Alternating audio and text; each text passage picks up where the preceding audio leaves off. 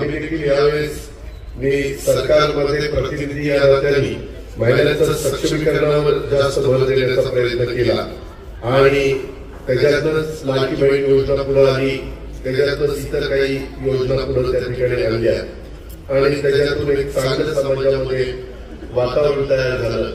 डिसेंबरचे पैसे पण मला वाटतं ह्याच महिन्यात सगळ्यांना मिळाले असतील। थोडा उशीर झाला, आचारसंहितेच्या काळामध्ये आम्हाला काही मर्यादा आलेल्या होत्या, परंतु डिसेंबरचे पण रक्कम माझ्या मायबाबूंच्या निधीला गेली असेल।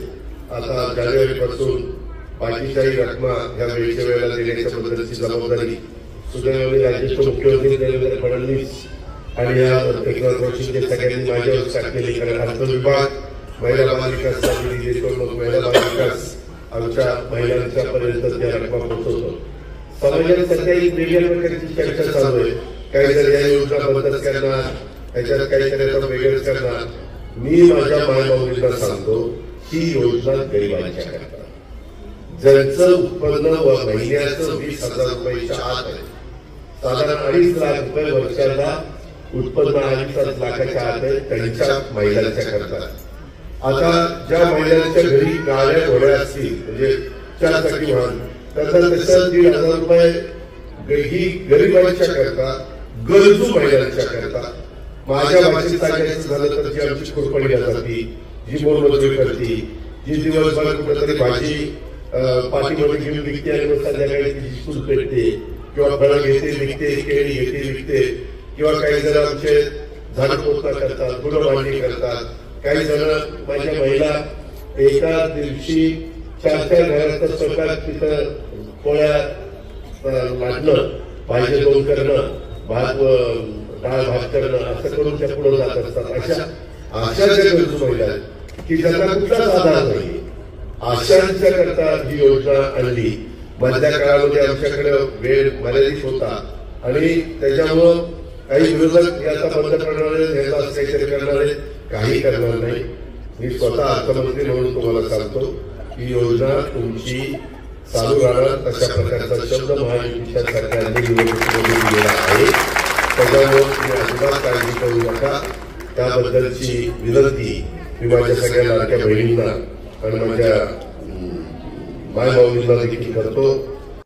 तर लाडकी बहीण योजनेचा जानेवारी महिन्यापासूनचे सर्व हप्ते हे योग्य वेळेवर मिळणार असे उपमुख्यमंत्री आणि अर्थमंत्री अजितदादा पवार यांनी आज बोलताना सांगितले।